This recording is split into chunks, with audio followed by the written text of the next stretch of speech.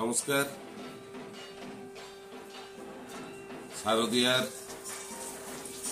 শুভেচ্ছা, বড়দের প্রণাম জানাই, ছোটদের আন্তরিক ভালোবাসা জানাই। আজকে মহাষষ্ঠী। এই পুণ্যলগ্নে সমস্ত জেলাবাসীকে আমি শারদীয়ার প্রীতি শুভেচ্ছা এবং অভিনন্দন জানাই।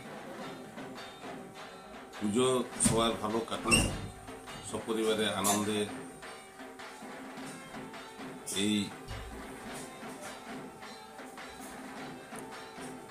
আমাদের সার্বজনীন দুর্গা পুজোকে আমরা যাতে সবাই মিলে আনন্দে কাটাতে পারি